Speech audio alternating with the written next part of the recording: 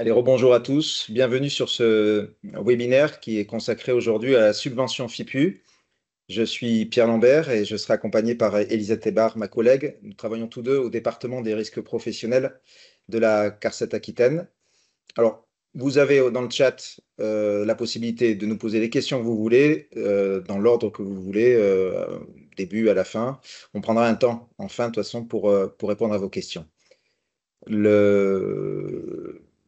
Je pense qu'on va pouvoir démarrer. C'est enregistré, donc vous pourrez revoir cette présentation par la suite. Donc le FIPU, d'abord quelques définitions. Le FIPU, c'est le fonds d'investissement dans la prévention de l'usure professionnelle. Il est parti du principe que 87% des maladies professionnelles sont en lien avec les troubles musculo-squelettiques et c'est l'objectif du FIPU, c'est effectivement prévenir ces risques liés au TMS et notamment les manutentions manuelles de charge, les postures pénibles et les vibrations mécaniques. Ce sont ces trois risques qui sont ciblés par ce fonds. Ce fonds est doté d'une somme assez considérable puisque c'est environ 150 millions sur la France par an jusqu'en 2027. Pour l'Aquitaine, sur les 5 départements, c'est environ 8 millions. Donc, il y a une somme conséquente et d'où l'intérêt de vous la présenter aujourd'hui. Le déroulé du webinaire très rapidement. Je vais vous faire une présentation des actions qui sont financées par le FIPU. On reviendra un petit peu sur les détails de cette subvention-là avec les pourcentages d'aide. Les démarches, bien entendu, c'est le point très important aujourd'hui, c'est comment on peut déposer sa demande, où on la dépose, et puis quelques points de vigilance pour que cette demande soit correctement traitée et rapidement traitée. Et en final, on passera sur les questions. On part sur 3/4 d'heure de présentation et puis un petit quart d'heure de questions-réponses. Donc, dans un premier temps, c'est les différentes actions financées par la CARSAT dans le cadre du FIPU. On a 4 types d'actions. Première action, le premier pavé, c'est des actions de prévention qui comportent 3 sous-actions. L'une, ce sont les formations. L'autre, c'est la réalisation de diagnostics ergonomiques. Et le troisième, qui est assez important comme type d'action, puisque c'est l'ensemble des équipements qui sont éligibles par ce fonds. Donc, premièrement, action de prévention. On a un deuxième bloc qui s'appelle les actions de sensibilisation. C'est tout ce qui est infographie pour sensibiliser les salariés sur les TMS et également la participation aux événements de sensibilisation. Troisième bloc, l'aménagement de poste. Ça, c'est dans les mains du médecin du travail qui va pouvoir effectivement faire des demandes pour une adaptation de poste. Et le dernier bloc, c'est les frais de personnel en prévention. C'est un forfait, un financement d'un forfait de 8 235 €. Donc, on va reprendre étape par étape l'ensemble de ces blocs. Le premier, ce sont les formations. Donc, c'est la première, c'est les actions de prévention. Dans les actions de prévention, on avait les formations, les diagnostics et les équipements. Sur les formations, tout simplement, c'est permettre aux entreprises de pouvoir réaliser, de pouvoir avoir en interne des compétences nécessaires pour l'animation, des démarches qui vont prévenir donc ces TMS. Les modalités, ce n'est pas n'importe quelle formation qui sont subventionnées, ce sont des formations qui sont déployées par les organismes de formation habilités par l'INRS ou par le réseau des assurances maladie risques professionnels. Donc ça, c'est un point très important. Il faut choisir ces formations. Ils se retrouvent dans les conditions. C'est les formations que vous pouvez peut-être reconnaître, un PRAP, et qui sont aussi des formations de prévention des TMS secteur par secteur. Le secteur des personnes âgées, de l'aide de soins à domicile ou de transport routier, par exemple. Sur les modalités, c'est des factures, mais ça, on rentrera plus dans les détails dans un deuxième temps si nécessaire. Point important à retenir, et c'est le cas, vous verrez dans les autres actions, c'est que la prise en charge, elle n'est pas négligeable puisqu'elle est de l'ordre de 70%. Elle est de 70%, je dis de l'ordre parce qu'elle peut même être plus, suivant un point particulier, s'il y a des accords de branche. On reviendra tout à l'heure sur ce sujet. Donc, on a vu les formations, les diagnostics ergonomiques. Donc ça, le principe d'un diagnostic, si vous ne connaissez pas, c'est effectivement analyser les situations, les facteurs de risque présents et leurs déterminants. Parce que le but de tout ça, c'est à la suite de cette analyse, de ce diagnostic, ça permet de construire un plan d'action qui va permettre de mettre en place des actions de prévention pour éliminer, notamment ici, les troubles musculo-squelettiques qui auraient été détectés. Donc le but, c'est de trouver un ergonome et ces ergonomes-là peuvent se trouver notamment sur des listes de consultants référencés TMS que vous pouvez trouver sur notre site internet. On verra tout à l'heure où se trouve ce lien sur le site internet. Toujours pareil, une prise en charge à 70% avec un plafond, je ne l'ai pas dit tout à l'heure, un plafond de 25 000 €, mais vous verrez, ça peut évoluer suivant les accords de branche. On a vu formation, on a vu diagnostic, maintenant on va voir les équipements. Alors là, c'est une liste un peu à l'après-vert d'équipements qui ont été en fait ciblés parce qu'on sait que l'utilisation de ces équipements-là peut permettre une diminution des TMS.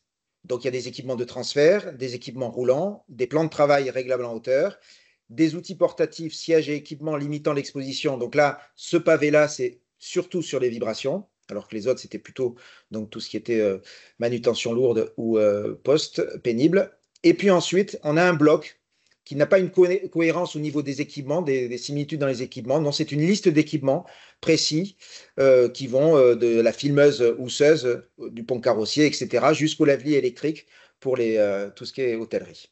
Donc c'est extrêmement vaste.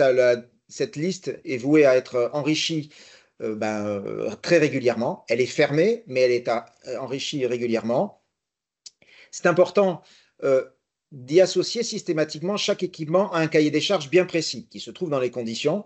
Et ce cahier des charges bien précis, c'est le fournisseur qui doit attester de la conformité de l'équipement à ce cahier des charges bien précis. Donc, c'est un des documents qui est demandé pour la demande à réaliser, c'est effectivement cette attestation du fournisseur qui dit et qui atteste que l'équipement qu'il vend est en conformité avec un des équipements qui se retrouve dans cette liste-là.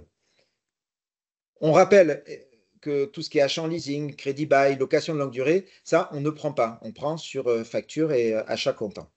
Et l'autre point qu'on peut rappeler, si nécessaire, c'est qu'il n'y a pas d'équipement d'occasion. On ne finance que des équipements neufs. Alors, je vous ai mis quelques infographies des équipements qu'on finance. Vous le voyez, hein, c'est beaucoup d'équipements qui permettent toutes des situations peut-être de port avec des situations de posture contrainte. Vous les voyez en haut avec donc des préhenseurs spécifiques. Mais vous avez dessous au niveau des bâches pour camions, d'autres équipements. Sur le bas à gauche, c'est des tables qui peuvent se mettre à hauteur donc de manutention, ce qui est très important pour éviter soit de se lever, soit de trop se pencher. Ensuite, on a, et ça c'est depuis très peu de temps, puisque depuis le mois de mai, on a rajouté des chariots élévateurs à cette liste-là. Chariot élévateur avec une option pour limiter les vitesses, mais c'est quand même un point très important parce que c'est des équipements qu'on ne finançait pas jusqu'à présent et avec une limitation effectivement du poids qui est de 2 tonnes. Et puis d'autres équipements sur bien entendu, les transpalettes électriques. Et la hauteur est maintenant, avant elle était limitée, maintenant elle est plus limitée.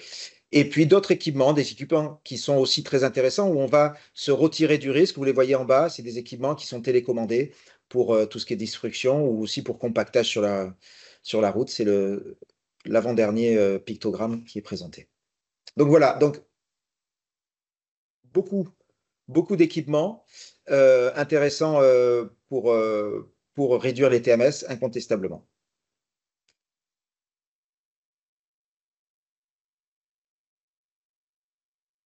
Ensuite, alors, il y a une question sur les harnais. Donc, alors, est-ce que les harnais pour lèvres malades sont pris en compte? Oui, si ça fait partie dans les rails, vous avez bien vu, effectivement, il y a les rails qui sont financés dans les établissements. Et quand les rails sont financés, les harnais sont également financés. Les harnais seuls ne sont pas financés. Donc, si nous avons besoin de renouveler les harnais utilisés avec les rails, non, je suis désolé, c'est l'ensemble. Le harnais seul n'est pas finançable. Donc, on a vu le pavé action de prévention. Maintenant, on va voir le pavé action de sensibilisation. Donc là, c'est un autre domaine. C'est de participer au financement d'actions de sensibilisation de communication sur des risques ergonomiques à destination des salariés.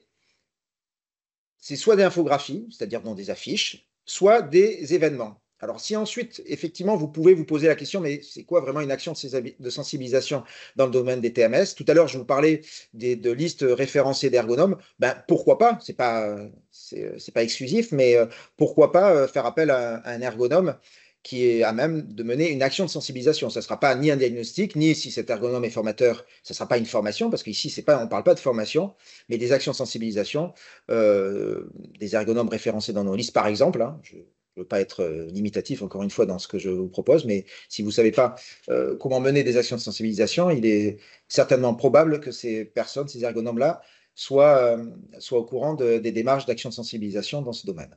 Voilà, toujours pareil, il y a une prise en charge conséquente, puisque de 70%. Un autre point, un autre bloc, les aménagements de poste dans le cadre de la prévention de la désinsertion professionnelle. Donc ça, c'est le domaine du médecin du travail. Et on participe donc à l'aménagement du poste d'une personne, d'un salarié dont le médecin du travail a détecté des soucis à son poste de travail. Soit c'est des soucis qui ont amené un handicap ou tout simplement pas forcément un handicap issu du travail, mais un handicap et qu'il faut adapter son poste. Mais également, le médecin peut détecter peut-être une future désinsertion s'il n'y a pas de modification à son poste parce qu'il y a des postures pénibles. En ce moment, ça va à peu près bien, mais on sent que ça va aller très mal très bientôt. Donc là, c'est le domaine du médecin du travail qui peut, à la suite d'une visite médicale, proposer un aménagement de poste avec des équipements très précis. Donc ça, techniquement, dans la visite médicale, le papier qu'il doit remplir, c'est l'annexe 4. Bon, bref, ça, c'est un document technique que connaît bien le médecin du travail. Et c'est sur cette base-là que nous participerons à l'équipement qui sera mentionné dans cette annexe 4. Donc je le répète, c'est le domaine du médecin du travail, mais c'était important de vous le mentionner. Et toujours pareil, prise en charge à 70% et plafond de 25 000 euros. Et le dernier point, c'est la subvention pour rembourser les frais de personnel dédiés à la prévention des risques ergonomiques. Donc là, l'objectif il est très simple, hein. Ça permet d'aider les entreprises qui ont mis des personnes en compétence sur ces domaines de prévention des TMS. Et c'est un forfait de 8 235 euros versé une seule fois sur la période du FIPU de 2024 à 2027. Pour être totalement complet, parce qu'effectivement, on pourrait demander peut-être un peu trop facilement cette aide. Il est important de temps en temps qu'on demande des éléments complémentaires, la fiche de poste qui détaille la mission de prévention du salarié, une attestation de formation et également le plan d'action qui est en cours de réalisation. Mais ça, c'est quand effectivement il y a des questions sur le dossier.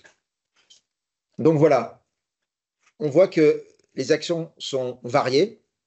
Des actions de prévention, formation, diagnostic ergonomique, ça c'est fait par des interventions extérieures, des équipements, vous l'avez vu, la liste est très longue et extrêmement intéressante, et une participation à 70%, c'est d'autant plus intéressant. Des actions de sensibilisation, des aménagements de poste qui ouvrent la porte à l'achat de quel que soit l'équipement qui est mentionné par le médecin, on participera. Et enfin, ce forfait pour aider l'entreprise à avoir un personnel en prévention. Donc voilà, donc moi j'ai terminé ma partie sur les types d'actions et je vais donner la parole à Elisa qui va vous détailler l'autre partie du webinaire. Pardon. Bonjour à tous. Alors moi je vais vous présenter pour commencer le financement de la subvention. Donc on va rentrer un peu plus dans le détail. Donc la CARSAT va financer à hauteur de 70% les investissements dans la limite de 2 plafonds. Le premier plafond, il est de 25 000 euros par type de dépenses, et d'un deuxième plafond, un plafond de cumul de ces différents types de dépenses, qui est de 75 000 euros pour les entreprises de moins de 200 salariés, et le plafond est de 25 000 pour les plus de 200 salariés. Alors, ce qui est important, c'est que l'effectif est défini au sens du SIREN et non du SIRET. Donc ça, c'est très important. À ce propos, le salaire préventeur, donc comme vous le disait Pierre, on peut en bénéficier une fois sur la période de 2024 à 2027.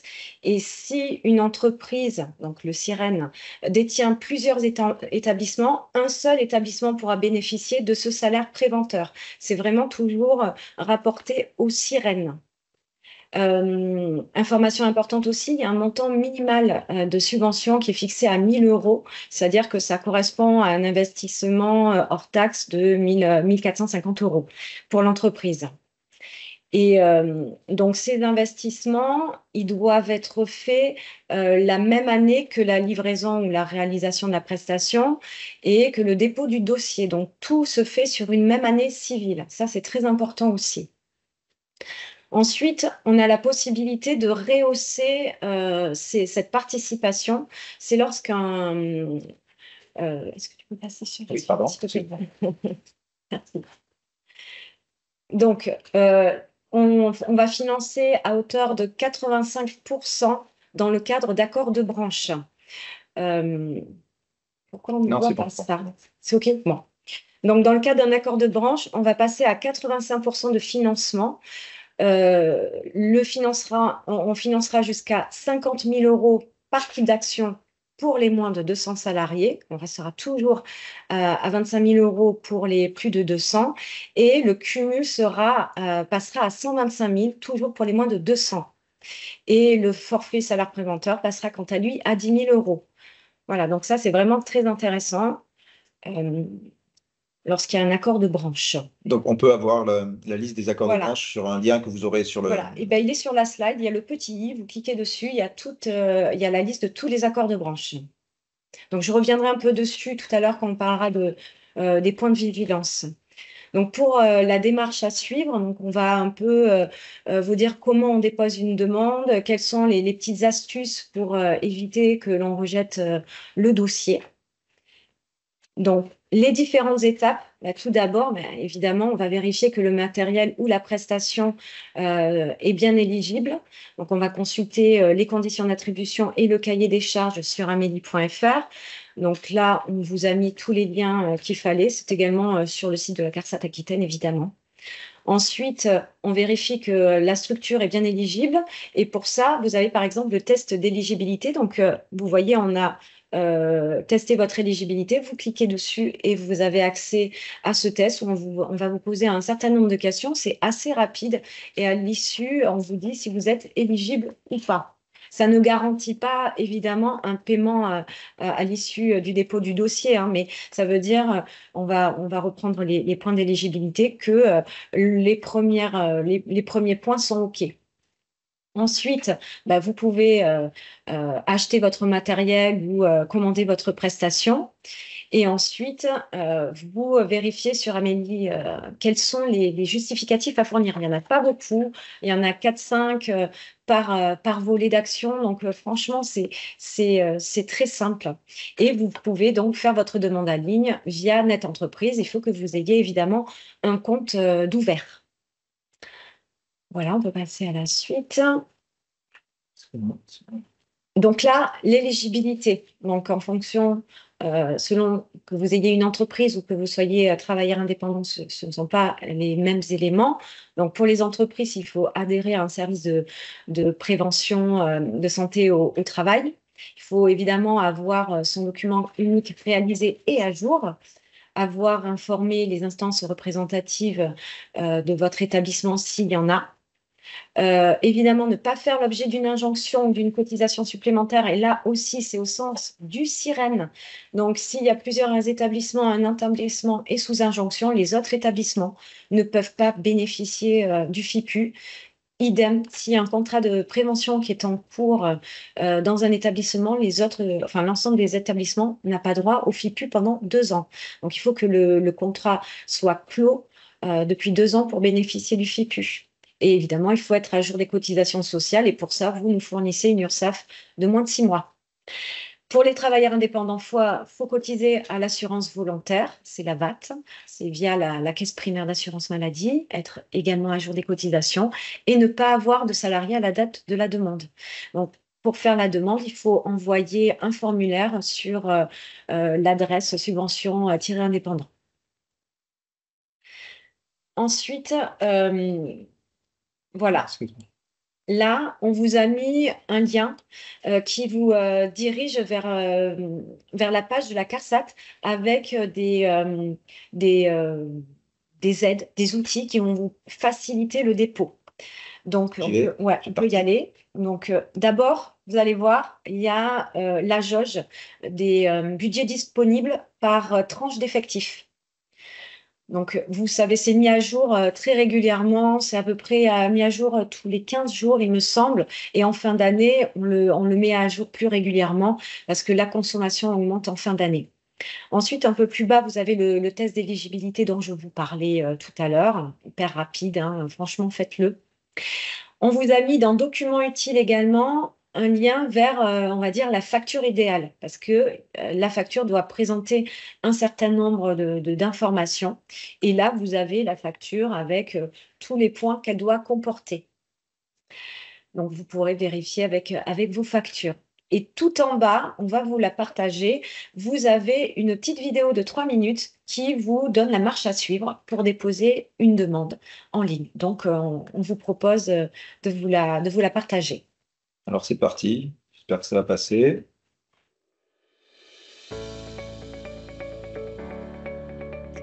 Comment demander une subvention prévention en ligne? Connectez-vous à netentreprise.fr. Cliquez sur votre compte pour vous connecter. Saisissez votre SIRET, votre nom, prénom, mot de passe et cliquez sur Je me connecte. Connectez-vous à votre compte entreprise.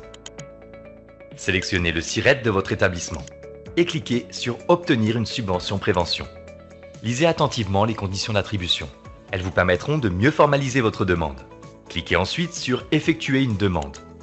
Saisissez l'effectif de votre entreprise et choisissez votre accord de branche s'il y en a un. Puis, cliquez sur Valider. Vous accédez ainsi à la liste des subventions auxquelles vous pouvez prétendre. Choisissez la subvention que vous souhaitez demander, téléchargez les documents de référence et cliquez sur Demander. Cochez Je certifie, puis cliquez sur Valider. Complétez les champs demandés en renseignant votre nom, prénom, fonction, coordonnées de contact. Puis, cochez les cases avec une astérix rouge et complétez les éléments demandés. Saisissez le nom de votre service de santé au travail, la date de dernière mise à jour de votre document unique. Attention, celle-ci doit dater de moins d'1 an. Et joindre les documents en téléchargeant les documents demandés. Joindre un document par pièce chargée. Attention à la taille de vos documents. Ils ne doivent pas dépasser 3 mégaoctets. L'outil n'accepte pas les JPEG et les PNG. Transmettez seulement des PDF ou des Word. Lorsque tous vos documents sont chargés, cliquez sur Envoyer ma demande.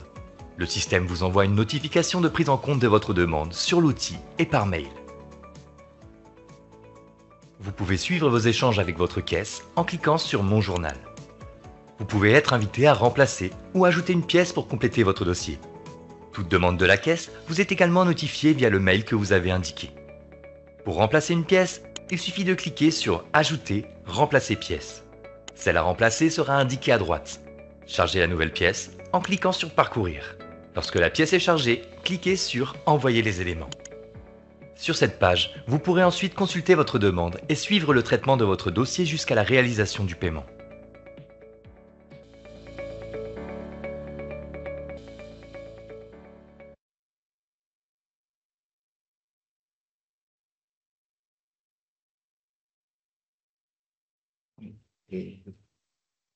Alors, hop,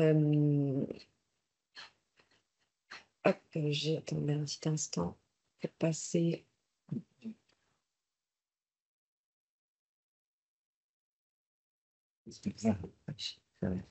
Ici. Voilà. La caméra, c'est fini. Bon, pour poursuivre, là, donc, on vous a mis le lien ici vers la vidéo que vous venez de visualiser. Et maintenant, on va passer au point de vigilance. Donc, l'idée, c'est vous donner les petites astuces pour éviter que votre dossier soit,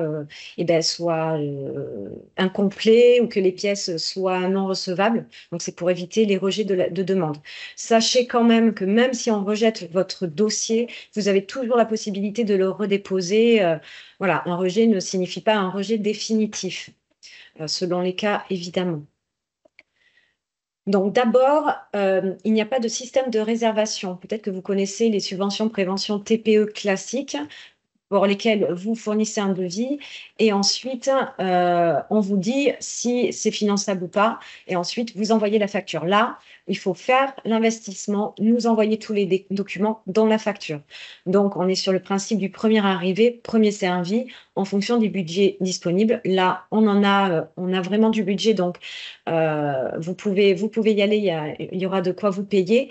Mais effectivement, si il y a plusieurs établissements dans une même entreprise, eh bien, le premier établissement qui dépose pour lequel le dossier est complet, c'est lui qui va être payé. Donc, potentiellement, s'il n'y a pas de coordination entre vous, il peut dépenser les 25 000 €. Voilà, c'est dans ce sens-là aussi que ça marche. Ensuite, on constate beaucoup de factures non conformes. On vous a remis le lien vers la facture conforme parce qu'il manque des mentions. La mention acquittée, le mode de règlement et la date de règlement, parce que c'est spécifique au dossier FIPU. On demande à ce qu'il y ait ces mentions. Donc, un fournisseur ne va pas vous marquer ça, mais à vous de l'indiquer, évidemment, puisque c'est vous qui allez marquer que vous l'avez acquitté quand et comment. Pareil, on a besoin d'avoir la mention de la date de livraison avec le numéro du bon livraison. Ça manque assez régulièrement. Donc, on vous envoie un message en vous disant « il manque ces éléments ». On vous laisse 15 jours pour nous les renvoyer. On ne rejette pas automatiquement, évidemment. Pour les actions de sensibilisation, ça a déjà été dit, mais ça a du bon de répéter. Il ne faut pas qu'il y ait la mention formation sur la facture parce que ça ne finance pas les formations. Pour ça, il y a l'action de prévention avec le sous-volet formation. Voilà. Donc ça, il faut être vigilant. Enfin, encore une fois, ça c'est très important, tout doit être fait sur la même année civile. Vous achetez votre matériel, vous commandez votre prestation la même année que le dépôt de la demande, le paiement de la facture et l'édition de la facture. Vraiment, c'est très important, sinon on rejette. C'est une des contraintes principales du FIPU, donc soyez très vigilants en fin d'année. Si c'est juste, attendez l'année suivante pour faire vos investissements. Voilà. Ensuite, on constate aussi des incohérences au niveau des adresses. Par exemple, on va avoir une entreprise, un établissement qui va déposer une demande et on va nous fournir un URSSAF avec une adresse différente. Donc, effectivement, ça pose problème. Il faut que tout soit cohérent. L'établissement qui demande doit fournir son attestation URSSAF avec une adresse de livraison sur la facture qui correspond à son adresse. Donc voilà, là, c'est des petites incohérences qui vont nous obliger de rejeter le dossier. De la même manière, s'il y a un changement de SIRET en cours, ça ne passera pas. Il faut que l'entreprise soit toujours en cours pour pouvoir la payer. Donc, si vous envisagez de déménager ou autre, soit vous attendez le déménagement, soit vous faites en sorte d'avoir le temps de faire les investissements, déposer la demande et être payé. Un truc important aussi à retenir, je vous ai parlé des accords de branche. En fait, quand vous allez, si vous avez un accord de branche, vous allez avoir votre numéro de convention collective, l'IDCC, qui va être listé dans un menu déroulant quand vous allez déposer votre demande. Donc, si vous avez un accord de branche, vous allez pouvoir choisir cette convention collective. S'il n'y a pas d'accord de branche, votre convention collective ne figurera pas et vous devrez choisir sans convention collective. C'est pas intuitif, on est d'accord, mais c'est comme ça. Donc, pour savoir quel est votre numéro de convention collective, vous allez sur Internet, vous marquez correspondance, SIRET, convention collective ou IDCC, et vous allez avoir un site qui va vous proposer ça. Oui, le terme sans convention ne veut pas dire que vous n'en avez pas. Hein. Voilà. Ça veut dire qu'elle n'existe pas dans la liste qui est éligible au niveau des accords de branche. Voilà, il devrait y avoir sans accord de branche. Ce serait plus clair. On espère que ça va évoluer. Ensuite, autre point de vigilance, c'est quelque chose qui n'est pas à notre main. Pour le moment, notre outil on a demandé à ce que notre outil évolue pour que ce soit plus simple pour vous et pour nous. En fait, lorsque vous déposez votre demande sur Net Entreprise, on va vous demander votre sirène. Donc, l'effectif au sens du sirène. Et là, je vous invite vraiment à regarder le nombre que vous avez sur votre attestation URSSAF et d'indiquer celui-ci. S'il est faux et que, par exemple, c'est dans la bonne tranche, vous dites que vous êtes 23 et en fait, vous êtes 40. C'est moins de 50, vous êtes dans la bonne tranche d'effectif, il n'y aura pas de problème. Par contre, parfois, on a un effectif à 23, vous allez indiquer 53, ça change d'effectifs pour nous, de budget, comme vous avez pu comprendre. Et là, c'est pas à notre main. On est obligé de rejeter votre demande, de vous demander de redéposer en notant un effectif correct pour être dans la bonne tranche d'effectifs. Voilà, donc c'est pas l'effectif de son établissement, mais c'est l'effectif de l'entreprise. Voilà. Pareil, si vous vous trompez de programme, vous faites une demande d'action de sensibilisation alors que vous voulez faire une action de prévention, formation. Mais pareil, si vous vous trompez, on va être obligé de rejeter, on ne pourra pas modifier nous. Et c'est ce que je vous disais tout à l'heure, si vous indiquez un numéro de convention collective qui est faux, ça va générer une potentielle participation de 85% à tort. Donc nous, on vérifie ça. on constate qu'il y a une erreur, on vous fait un rejet, on vous demande de redéposer votre demande. Donc, soyez vigilants parce que ça peut être très agaçant de recevoir un rejet pour ce type de raison, mais on ne peut pas faire autrement. Ça nous arrangerait que ce soit à notre main. Agaçant pour vous, oui. Bon, agaçant pour nous aussi. Faire du temps. Voilà. Et dernier point de vigilance, ça a été évoqué, c'est un petit rappel.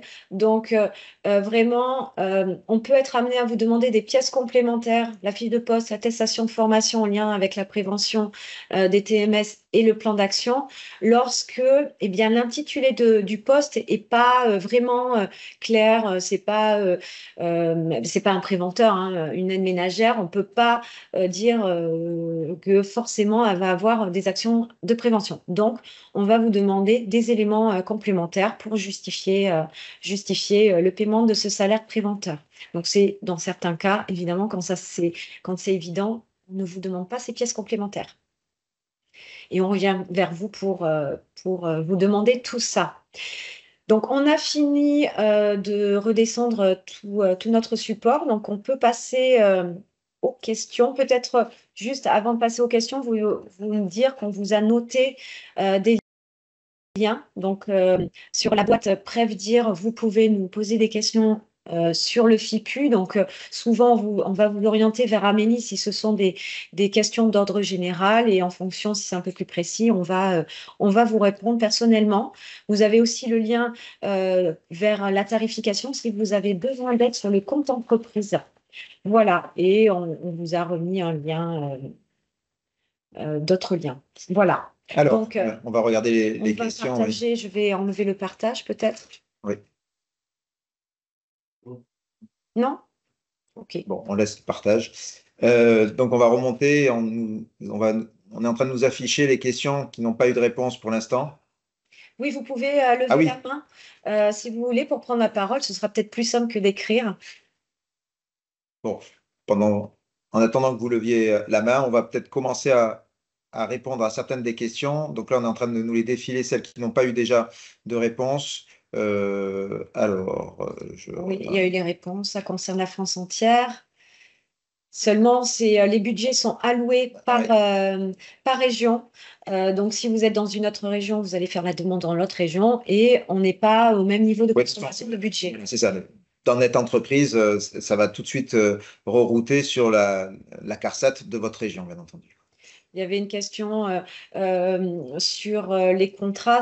On l'a dit, si vous avez un contrat, il faut attendre 2 ans pour bénéficier du FIPU.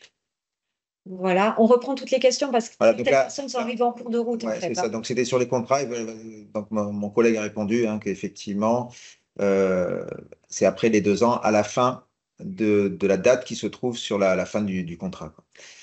Alors, mon fournisseur m'oblige à acheter un lave-verre avec l'accord de la CARSAT. Si je fais cette acquisition, suis-je certaine d'obtenir l'aide CARSAT par la suite? Donc, en fait, vous, quand vous allez déposer votre dossier, vous allez joindre une attestation du fournisseur. Le fournisseur va attester que son lave-verre il répond bien aux exigences du cahier des charges. Donc, c'est à lui d'attester sur l'honneur. Donc, s'il s'agit d'un lave-verre et qu'il atteste sur l'honneur, on n'a pas de raison de refuser, sauf si on voit qu'il y a un truc évident qui ne correspond pas au cahier des charges. Mais vraiment, il faut vraiment mettre le fournisseur dans cette position de prendre ses responsabilités et de vérifier clairement le cahier des charges et de comparer avec ce que propose son équipement et d'attester. Voilà. Très bien. Alors ensuite, il y avait ce terme en 2025, nous pourrons bénéficier de l'aide. Ah non, parce que c'est 2 ans après, ça prend fin en 2027. Oui, voilà. Existe-t-il un organisme qui gère les dossiers? Mais ça, on vous a répondu, bien entendu, c'est la CARSAT, c'est nous-mêmes. Alors, bonjour. Pour la partie formation, il est indiqué qu'il s'agit de subventions pour permettre aux entreprises d'acquérir en interne les compétences nécessaires à l'animation. Voilà. S'agit-il, par exemple, de formation de formateurs en entreprise PRAP? Alors, si c'est des formations de formateurs, puisque c'est marqué d'acquérir en interne les compétences, alors, on pourra peut-être trouver une entreprise suffisamment grande pour permettre d'avoir un formateur qui va lui après dupliquer à l'intérieur même de l'entreprise. Mais de manière générale, une formation de formateur est amenée toujours à intervenir à l'extérieur de l'entreprise. Donc ces formations pour formateurs ne sont pas de manière générale éligibles forcément. Oui, parce que c'est à destination des salariés de l'entreprise. Voilà. OK. Alors, la liste des équipements médicaux. Donc, Monsieur Charles Millet qui souhaiterait poser une question. Oui, oui. Vous pouvez Alors, on va vous donner la parole et on vous écoute. Bonjour. Déjà, un grand merci pour la présentation parce que c'est vrai que c'était pas évident au lancement de s'y retrouver dans tout ça. Donc, merci, c'est beaucoup plus clair. J'ai vu tous les liens. Est-ce que vous pourrez nous envoyer le support? C'est prévu? J'ai pas entendu. D'accord, parfait. Et le replay aussi parce que c'est enregistré. Super, merci infiniment. Donc, j'ai noté plusieurs questions. Moi, j'ai déjà obtenu, donc je suis référent TMS Pro. On a eu l'étape 4 avec notre référent TMS, Monsieur Boutin, qui doit être connecté. Donc, un grand merci à lui. J'ai eu la subvention des 8 235 €. J'ai vu en revanche ça, je ne savais pas qu'elle pouvait être remontée à 10 000 €. On peut, si on est éligible, on peut demander la différence, vu que je passe plus de temps que les. Au moment du dépôt, en fait, ça passe à 10 000 € quand il y a un accord de branche. Si au moment du dépôt de la demande, il n'y avait pas d'accord de branche, on ne peut pas revenir en arrière si l'accord de branche a été signé ensuite. Parce qu'il y a un accord de branche pour vous? Non, on a un accord de branche en général. Moi, j'ai un IDCC, mais c'est vrai que je ne le trouve pas. C'est ça qui a été compliqué aussi au début. C'est vrai que ce n'est pas clair dans l'énoncé de dire si à IDCC. J'ai dû mettre sans IDCC parce que je n'avais pas d'autre choix.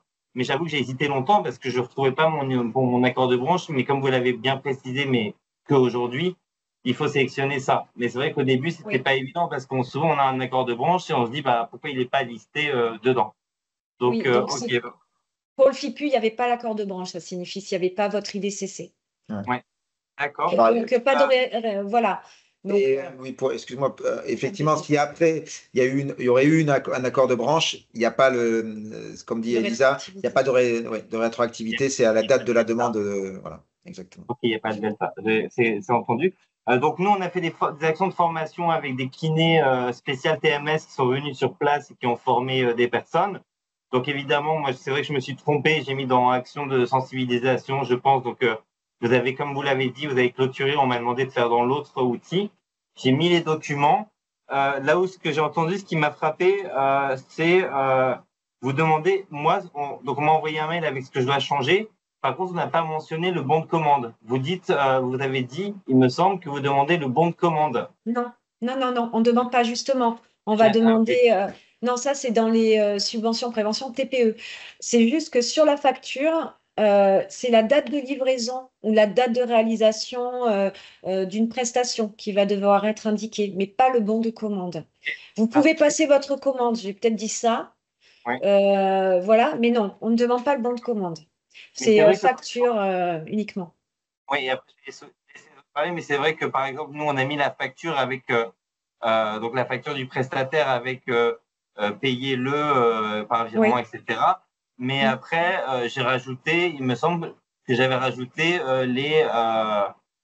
ce qui est encore plus précis, les attestations en fait individuelles de formation qui ont été fournies pour chaque personne qui atteste en soi de la date de formation. Donc, c'est vrai que c'est pas mentionné sur la facture, mais en soi, les attestations de formation, si elles sont notées, en plus elles sont nominatives, vous les avez, quoi. Après, oui, mais ce qu'il y a quand vous fournissez des attestations, alors là, c'est un cas bien particulier, donc après, si ça devient trop précis, on échangera tous les deux après, parce que ça va… C'est pas qu'on va balayer la question, mais on va… Oui, vas-y. Voilà, juste rapidement, nous, il faut que ce soit indiqué sur l'attestation de formation parce que j'ai pas le détail, mais on n'a pas forcément le lien entre l'attestation et la certitude que c'était bien ces personnes-là qui étaient sur cette formation-là. C'est juste, voilà. On vous propose, on reprend contact. Je pense que Eric, présent ici, notre collègue sur votre territoire, a dû vous reconnaître. Donc, on peut vous recontacter. Monsieur Millet, oui. Voilà, Monsieur Millet. Oui, et je vous donnerai plus de précisions. On prend contact sur votre cas particulier, là, sur la…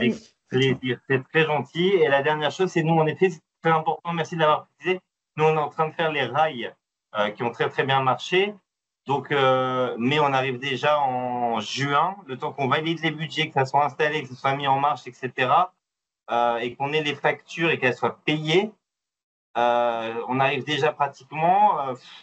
Enfin, j'hésite moi à les installer cette année. Hein. Si vous me dites que en fait, si j'ai la facture qui est payée au 1er janvier 2026, alors que je l'ai fait installer que maintenant, le temps que le règlement soit fait, que tout soit installé, etc. C'est vrai que c'est problématique. C'est dommage. Là, vous pensez qu'ils seront installés quand, les rails? Après, ça dépend du prestataire. On doit, vous savez, en hôpital, enfin, dans les cliniques, on doit avoir les chambres qui sont libres, qui est pas vraiment on n'est pas vraiment dans cette dynamique en ce moment, vu le nombre de manque de lits, etc. Donc, il faut que ça soit libre, que ça soit installé, que ça marche. Et une fois que tout marche, on paie le delta de ce qu'on a déjà avancé. Généralement, c'est 30% à l'avance et 70% à la réalisation. Après, si vous avez des doutes. Le paiement met très longtemps. Le paiement qui doit être traité, c'est 2 à 3 mois enfin, ça dépend des accords, mais c'est 90 jours. Oui, donc dans le doute, il vaut mieux attendre 2026. Hein. C'est vrai que ce que vous pouvez faire, tout à l'heure, on disait que la facture doit correspondre à l'année d'investissement. Ça, c'est très clair. Mais on peut imaginer des acomptes versés au fur et à mesure. Ça, c'est possible, bien entendu. Il faut quand même peut-être quand même commencer à payer. Mais c'est la dernière facture, celle qui correspond à la réalisation du dernier rail. Alors, si le dernier rail a lieu en janvier, effectivement, vous avez pu peut-être avancer l'argent et faire des premiers acomptes. Mais le paiement final a lieu peut-être en janvier parce que la réalisation du dernier rail a lieu en janvier. Et ben là, ça sera une facture de 2026 sur la fin de réalisation de 2026, puisqu'il y a eu plusieurs rails installés auparavant, mais l'ensemble de l'installation est opérationnel et totalement installé en janvier 2026. Donc là, ça passe pour 2026. Je ne sais pas si je suis clair par rapport à ce que je... Dès lors que les acomptes figurent aussi sur cette dernière facture, d'ailleurs. C'est-à-dire, sur cette dernière facture-là, on aura des lignes d'acompte qui seront de 2025, mais il y aura aussi un paiement à finaliser sur 2026 qui valide en fait la facturation, le reste à payer de 2026. Et ça passe, mais pour 2026. Voilà. En revanche, vous installez tout, et le dernier rail installé est en décembre 2025. Dans ce cas-là, il y a une procédure qui s'appelle service fait, où il y a un papier particulier qui dit, voilà, tout est installé, ça va coûter tant, mais je n'ai pas encore reçu la facture. Ça, c'est possible aussi. Mais là, ça, c'est hyper intéressant. C'est exact. Parce que moi, j'ai peur que ça soit installé en novembre. Plus, je rajoute les 90 jours, le temps qu'on fasse le paiement et donc qu'ils nous fassent la facture en disant ça a été payé de tel montant. J'ai peur que ça arrive en 2026. Donc, c'était ma peur, en fait. Donc, ça s'appelle service fait. Ça veut dire qu'en fait, vous avez le service a été fait. Le terme est assez explicite. Service fait. Mais en revanche, vous n'avez pas encore reçu la facture, mais vous devez mentionner ce qui va être payé. Donc, pour nous, on va effectivement bloquer cette somme-là. Ça sera une sorte de charge à payer pour nous. Voilà, ça, c'est possible aussi. Après, il faut que tout soit fait. Alors, des fois, on peut avoir des problèmes de frontières. Hein. Là, ce point-là, il est très clair, hein, parce que c'est en fait une histoire de comptabilité pure et dure sur des années. Et le FIPU est fixé sur des années données. Il y a des montants civils. Et donc, toutes nos problématiques viennent de là. Hein. Mais il y a des moyens quand même de prévoir tout ça. Donc, service fait. Sinon, vous avez l'adresse email Prevdir et puis vous pouvez écrire sur Prevdir aussi par rapport à ça. Et puis, on vous répondra, on vous appellera. Dans tous les cas, on vous appellera. Oui, je vais voir avec, de toute façon, M. Boutin qui... je vous laisse après ça, juste un grand merci à lui qui nous a accompagnés sur les 4 étapes du programme prévention, etc. Donc FIPU, donc voilà, mais je prendrai contact avec lui. On apprécie que vous le remerciez. Merci à vous. Et donc, on répond à des questions. On continue. En termes de délai, pour le moment, on ne peut pas trop vous donner un délai. On a été un petit peu... on a pris du retard. Alors, au début, oui, voilà. Les 8 millions, c'était une somme très conséquente pour nos services, puisque d'habitude, nos budgets de financement, ils sont plutôt de l'ordre de 3 à 4 millions. Donc, le démarrage qui a eu lieu l'année dernière, effectivement, a été un démarrage qui a été à la hauteur des personnes et des hommes et des femmes que nous avions. Là, de nouveau, le service a été restructuré. Je pense que quand même sur 2 mois maintenant, il y a eu des délais qui pouvaient être de l'ordre de 3 mois avant. Maintenant, 2 mois, je pense qu'on va être capable de le... Oui. Pour le forfait salaire préventeur, partons exclusivement d'une personne dédiée à l'ergonomie ou est-elle éligible à un poste comme animateur HCE? Oui, alors je peux répondre si tu Oui. veux sur ça. Non, effectivement, je veux dire qui peut le plus, peut le moins un animateur HSE va regarder les TMS, mais autre chose. Donc, bien entendu, s'il y a un animateur HSE, on peut se douter que quand même, et j'ose espérer qu'il y a quand même une part importante de son travail dans la mesure où il y a forcément des problèmes de TMS sur les TMS. Donc, le terme animateur HSE est éligible, bien entendu. Et il me semble que dans les conditions d'attribution, il y a marqué que la personne doit avoir des missions en lien avec la prévention des TMS, donc pas que ces missions-là. Ensuite, Le matériel concerné doit-il apparaître seul sur la facture? Alors, s'il y a d'autres équipements, ben, l'idée c'est qu'on va payer que sur la base de ce matériel-là. Évidemment, on ne paiera pas les autres. Voilà, parce que mais il faut qu'il soit bien, en fait, il faut oui, qu'il soit bien identifié. Il ne voilà. faut pas que ça soit une référence qui soit pas lisible par nos collègues. Il faut vraiment que ça soit. Alors, si c'est un équipement qui se retrouve sur la liste, forcément, il faut que ça soit une référence, pas de la référence du fournisseur ABCD quelque chose. Il faut que ça soit très explicite. Le nom, et voilà.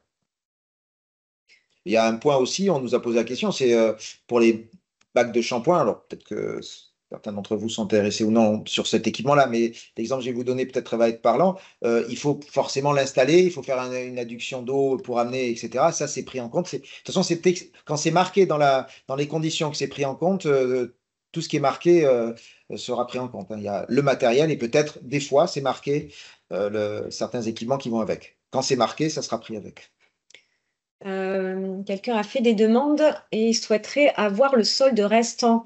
Alors ça, je pense que sur notre entreprise, il doit avoir le montant. S'il n'y a pas le montant, de toute façon, nous, on est capable de vous le donner. Vous écrivez à Prévenir et on vous répondra parce que nous, on a la somme. La liste des équipements bénéficiant de ce dispositif est fermée. Pour autant, elle est complétée régulièrement. Nous envisageons d'acquérir un lit douche ergonomique. Pensez-vous que cet équipement puisse être intégré dans cette liste? Alors, je vais vous décevoir en vous répondant que je ne sais pas. Tout simplement parce que je ne vais pas me mouiller. Ces discussions-là se font à Paris. C'est les partenaires sociaux qui décident. Il y a un comité entre des représentants des patrons et représentants des salariés qui font la décision. Alors, il y a des équipements qui sont soumis, bien entendu. Sur les lits de douche ergonomiques, à ma connaissance, je ne crois pas, mais peut-être qu'il peut apparaître du jour au lendemain. Donc, je suis vraiment désolé, je ne peux pas répondre à cette question-là. On le sait, en général, on le sait quasiment une semaine avant la liste officielle. Donc là, c'est sorti au mois de mai. Il est peut-être possible que d'ici la fin de l'année, il y ait une nouvelle liste qui sorte. On n'en a pas la certitude. Voilà, je ne peux que répondre ça, je suis désolé. Alors, il y a d'autres questions. Trois autres questions.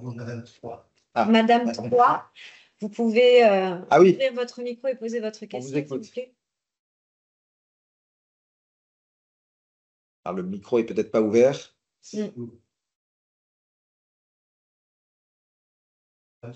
Madame 3, votre micro est toujours pas ouvert.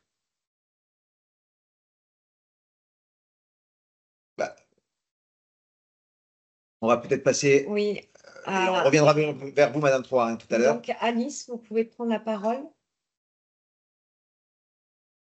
Ah ben, elle a posé la question sur le chat. Je ne peux pas ouvrir le micro, il est coupé. Si. Ah. Je lui donne accès. Donc, vous pouvez maintenant. Alors, apparemment, peut-être tout à l'heure, non, mais maintenant, je suis désolé, oui. Ah, zut. Ça y est, non? Ah non. Alors, on va relire les autres questions. Donc, Alice, c'est pareil. On va demander à ce qu'on nous redéfile les questions. Alors, j'ai ce certificat. Acquérir des bases en prévention des risques professionnels. Je peux faire la sensibilisation. Alors, c'est suffisamment. C'est pas. Pour pouvoir faire une action de sensibilisation, c'est pour ça que je disais tout à l'heure, je peux répondre, c'est quelqu'un qui est référencé sur notre liste d'ergonomie, je dirais oui, parce qu'il a des compétences avérées en TMS. Au vu de ça, base en prévention risque professionnel, je vous répondrai non, ça ne suffit pas. Il faut oser, au vu de ce que vous me dites là, je vous dirai non. Voilà. Alors ensuite, Madame 3. Alors peut-être on va lire tout votre question. La subvention est-elle acceptée pour un mandataire social assimilé salarié? Ah, ah, bonne question. Alors un mandataire social assimilé salarié, je vais vous répondre plus tard. Je suis désolé, il faut que je regarde le statut. Je ne sais pas. On note la question, Madame 3. Alors, est-ce qu'on aura vos références pour vous répondre par la suite? Je vais la noter déjà. Oui, Madame 3, la subvention est-elle acceptée pour un mandataire social? On aura besoin de plus de précision. On vous posera des questions pour pouvoir vous répondre. En cas de 2 SIRET différents sur un même SIREN, un seul des 2 SIRET pourra faire une demande où le budget est partagé. En fait, ça dépend de l'investissement qui sera effectué. Donc, le conseil, c'est que les 2 SIRET se coordonnent parce que si le premier SIRET qui dépose fait une dépense très importante, potentiellement, il pourra consommer la totalité du budget. Nous, on va financer à hauteur de 70%. Donc, si ça atteint les 25 000 euros, il n'y a plus rien pour le deuxième SIRET. Donc, c'est pour ça, c'est à votre main, c'est à vous de vous coordonner. Je pense que ce que dit Elisa, c'est très important, vu que nous, on raisonne en sirène au global, mais ensuite, après, effectivement, la porte d'entrée, c'est le SIRET. Il faut à tout prix qu'il y ait une coordination au sein du groupe qui représente l'ensemble des SIRET. Parce que effectivement, c'est possible qu'un SIRET, dans les 25 000 euros d'équipement, le SIRET A peut demander 12 000, le SIRET B peut demander 13 000, et puis ensuite le SIRET A peut aussi demander une action de sensibilisation par ailleurs, et ainsi de suite. Donc effectivement, tout est divisable. Pour peu d'ailleurs, un point important que Elisa disait tout à l'heure, c'est qu'en fait, il faut que ça dépasse 1400 euros. Pourquoi 1400 euros? Parce qu'en fait, 70% de 1400, un peu plus de 1400, ça fait 1000 euros. Il ne faut pas que la demande soit inférieure à 1400 euros parce que nous, on ne peut pas faire de subvention inférieure à 1000 euros, 70% de 1400 euros. Bon, hormis ce petit détail que je rappelle maintenant, effectivement, s'il reste de l'argent, les sirettes d'une entreprise peut demander, tant qu'on n'a pas atteint le plafond par équipement. Alors, si c'est des grandes entreprises, le plafond il est vite atteint puisque c'est 25 000 euros pour les 4 actions. On peut imaginer des très petits établissements et que l'effectif au global est inférieur à 50, auquel cas, effectivement, on peut avoir plusieurs demandes, plusieurs scénarios de demande, mais il faut une coordination pour pas que l'un reçoive un refus de notre part, parce que juste 1 heure avant, on avait reçu la demande de la société sœur, quoi. Voilà. Donc, quels sont les délais de traitement une fois le dossier déposé? Est-ce que la non-réponse vaut pour acceptation? Donc, ce qu'on a dit tout à l'heure, c'est qu'on avait eu un peu de retard. Donc là, on est plutôt à même de payer dans les 2 mois. S'il n'y a pas de réponse, c'est que le dossier est en cours. Voilà. Mais là, on traite quand même les demandes au flux et si les dossiers sont incomplets, on vous demande des documents complémentaires. Voilà. Mais s'il n'y a pas de réponse, c'est qu'il n'y a pas de décision, en fait. Non, c'est pas. Oui, c'est vrai que au niveau administratif, des fois, peut-être qu'il y a ce genre de choses, pas de réponse, bonne nouvelle. Non, là, il n'y a pas de réponse en attente. Voilà. Voilà, mais ça veut dire qu'il n'y a pas de rejet pour le moment. Si un établissement a mis en œuvre une démarche TMS Pro sans pour autant bénéficier de subventions financières, il ne peut pas non plus être éligible au FIPU. Alors, démarche TMS Pro, ben, très bien. Effectivement, hein, pour nos autres participants, hein, TMS Pro, c'est en fait une démarche que des entreprises ont pour passer différentes étapes et pour améliorer les conditions de travail, notamment pour les troubles musculo-squelettiques. Non, il n'y a pas de. Alors, peut-être je ne comprends pas trop bien la question, mais il n'y a pas d'incompatibilité. C'est pas 2 dispositifs distincts, hein. L'un, c'est une démarche avec des étapes à franchir, des consolidations à faire, des diagnostics à faire, des plans d'action à faire, et ainsi de suite, jusqu'à une évaluation. L'autre, c'est une subvention. Donc, bien entendu, quand on est dans le TMS Pro, il n'y a pas d'interdiction, tout au contraire, d'utiliser le FIPU, parce que c'est le but, hein. Dans le plan d'action qui va sortir de TMS Pro, peut-être qu'il y a un équipement qui se trouve dans la liste du FIPU, peut-être qu'il y a des formations qui vont être nécessaires à faire lors des étapes de TMS Pro, ben, qu'on retrouve dans le FIPU. Donc voilà, donc je dirais qu'il n'y a pas du tout d'incompatibilité, hein. C'est pas, tout à l'heure, on parlait de contrat. Ce qui était différent, un contrat, c'est quand en fait une entreprise est accompagnée financièrement pour une réalisation d'un équipement ou pour des transformations au sein d'une entreprise par un de nos collègues contrôleurs de sécurité. TMS Pro est une démarche, c'est pas une subvention. Donc il y a compatibilité, bien entendu. Donc, on va continuer à passer en revue.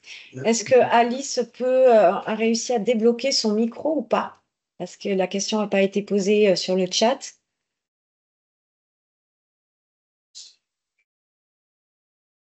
Bon, sur la, il y a des questions sur la facture? Ah, donc là, c'est ce dont je vous parlais tout à l'heure. On vous a mis à disposition une sorte de facture idéale. Donc, vous voyez, là, on surligne tout ce qui est indispensable sur votre facture. Voilà, évidemment, le nom, l'adresse du fournisseur, le nom et l'adresse de l'entreprise demandeuse qui doit correspondre évidemment à l'établissement qui a déposé, à l'URSSAF, voilà, une cohérence sur tout. La référence et la date de la facture, la date de livraison de l'équipement et le numéro du bon de livraison. La désignation de la prestation, il faut que ce soit détaillé, il faut qu'il y ait le nombre. S'il y a deux unités qui ont été commandées, ça doit être indiqué, et la valeur unitaire. Toutes les pages doivent être fournies et vous devez évidemment indiquer ce que je vous disais, que ça a été payé, à quelle date et comment. Voilà. Donc là, vous avez le lien sur sur le support qu'on va vous envoyer et sur le site avec, avec le test d'éligibilité notamment. Donc on a quelqu'un qui a levé la main, c'est Daniel.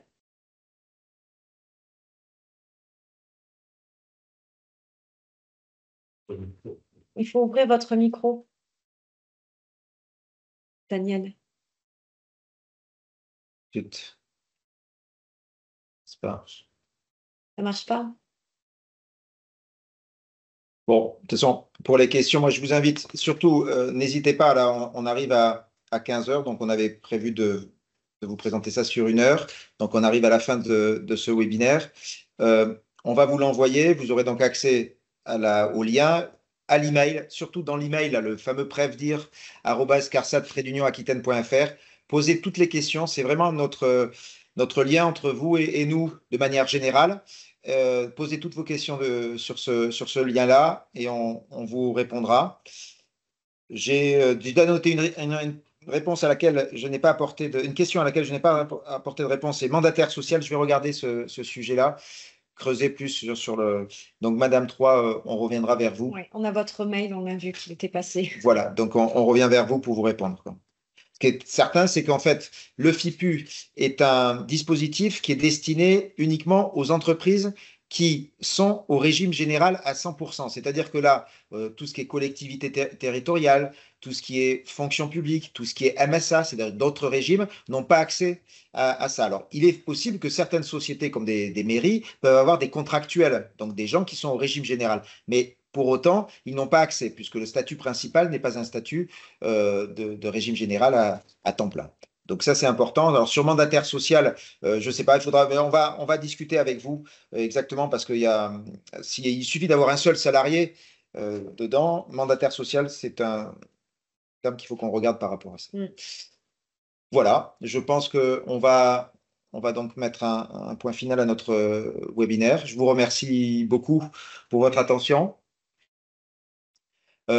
Oui, vous verrez les liens et l'ensemble des informations qu'on peut faire passer soit sur notre site internet, soit sur notre LinkedIn Carsat Aquitaine pour avoir des informations et notamment s'il y a une suite. Ah, in extremis, une dernière question. Y aura-t-il une visioconférence sur l'ensemble des financements possibles par la Carsat? Aspiration, confort thermique d'un atelier, réduction du bruit. Alors, c'est une très bonne question parce qu'effectivement, aujourd'hui, on a parlé d'un financement possible qui était le FIPU. On a fait mention de contrats. Alors, on ne va pas de webinaire sur les contrats. En revanche, va arriver bientôt de nouvelles subventions complémentaires à des subventions qui s'appellent les SPTPE. C'est des subventions prévention TPE qui sont destinées uniquement aux entreprises inférieures à 50. Je parle entreprise toujours pareil, au niveau sirène, c'est-à-dire donc l'ensemble de l'effectif de tous les établissements sont inférieurs à 50. Là, il y a une liste de subventions qui existent, vous les voyez actuellement sur votre écran, qui sont très vastes, où il y a actuellement toujours de l'argent. Vous avez pareil, le même principe, c'est vous tenir au courant de ce qu'il y a. Il y a une subvention qui est propre aux problématiques RPS, où on accompagne ces entreprises-là avec des consultants. Il y a un volet risque chimique qui est très important au niveau captage fumée de soudage, captage fumée de diesel, captage cabine de peinture, haute pression, etc., etc. Il y a une subvention très spécifique pour le secteur du BTP qui marche très bien, mais pour autant en faire de la publicité. Ça s'appelle Top BTP, où il y a les échafaudages, il y a des bungalows. Et il y a une subvention qui va apparaître certainement en septembre, peut-être avant, sur tout ce qui est chute, mais hors BTP cette fois-ci, puisque la Top BTP, c'est uniquement destination des entreprises du BTP, où on va retrouver pouvoir refaire du carrelage anti-glissant, pouvoir financer des pirles, pouvoir financer aussi des mezzanines avec des protections, des sas, etc. Donc, c'est assez nouveau. Et ça apparaîtra en septembre. Donc, pourquoi pas à cette occasion-là, effectivement, faire un webinaire exclusivement sur les subventions, les SPTPE. Mais cette fois-ci, c'est ouvert uniquement aux entreprises de inférieures à 50 salariés en effectif. Alors que le FIPU, comme vous l'avez vu, il y a peut-être moins, le plafond est plus bas pour les plus grandes, mais c'est ouvert à tout le monde. Voilà. Eh bien, Oui, c'est indépendant du FIPU, les subventions prévention TPE. oui, c'est un budget différent. C'est un budget totalement différent. Et dont le processus, en fait, après, le processus est un peu différent, mais je pense que vous avez raison, autant l'expliquer lors d'un prochain, parce qu'on ne va pas mélanger les processus FIPU et SPTPE. Le but, c'est de se concentrer aujourd'hui sur le FIPU, mais vous avez accès sur notre site internet à l'ensemble des autres subventions, on passera du temps une prochaine fois, certainement donc en septembre, sur un webinaire spécifique à ces subventions différentes. Alice a posé sa question plus haut. Hop. Ah, d'accord. Bon, et si c'est répondu, c'est parfait. Je peux la relire si vas-y, je parle de la subvention salaire préventeur. Il y a au moins 2 salariés à votre holding. Ah, il faudrait que je trouve la question. C'est plus haut. Voilà, c'est là. Je suis juriste dans une holding qui détient un laboratoire de production alimentaire. Des salariés me font remonter des douleurs d'épaule et autres. Quelle formation puis-je faire pour être éligible à la subvention et pouvoir faire un audit des actions à mener et sensibiliser les actions en parallèle de mes lectures? Alors là, vous soulevez un problème, c'est-à-dire que donc un holding par nature, ça veut dire que le sirène de votre propre société n'est pas la même que le sirène des sociétés qui sont dans le holding. Donc ça, c'est un sujet parce qu'en fait, vous avez bien compris qu'en fait, on va nous participer aux salariés de la demande. C'est-à-dire que si vous me dites que vous appartenez à un holding et vous l'êtes formé pour venir en support à des salariés, mais qui est en fait d'un autre sirène, ça ne correspond pas au FIPU. Alors, je comprends que ça part d'un très bon sentiment et je vous félicite effectivement de vouloir vous occuper des salariés de votre holding. Mais le FIPU, il n'est pas, dans ce cas-là, le FIPU ne rentre pas totalement là-dedans puisque vous n'allez pas être le salarié de l'entreprise où se trouve, qui fera la demande. Donc là, c'est un sujet vraiment particulier. Idéalement, il faudrait que ça soit une personne de la société où vous avez les salariés qui ont des soucis d'épaule, qui montent en compétences pour pouvoir justement aider leurs collègues. Si vous êtes séparés, vous pouvez effectivement mentionner pour votre propre holding, mais si votre holding elle a deux personnes, est-ce que votre formation, vous, est faite pour les salariés de la maison mère? J'entends que non. Donc là ça rentre pas. Je ne sais pas si peut-être ça ne va pas vous satisfaire ma réponse d'une part, mais d'autre part, peut-être que je n'ai pas été clair. Mais voilà, c'est-à-dire qu'on doit, nous, le salaire préventeur, il est versé à un salarié du sirène et non pas à un salarié d'un autre sirène, même si cet autre salarié ira faire de la prévention dans un autre sirène. Voilà. Donc, ça ne rentre pas. Bon, eh ben, on va s'arrêter là. N'hésitez surtout pas, on s'arrête là en live, mais par email, on est prêt avec Elisa et nos autres collègues à vous répondre, bien entendu, et quitte à vous appeler si on n'arrive pas à vous répondre concrètement par écrit. On vous souhaite une bonne seconde partie d'après-midi, puis à bientôt donc pour un autre webinaire sur les subventions SPTPE. Bon après-midi, au revoir. Au revoir.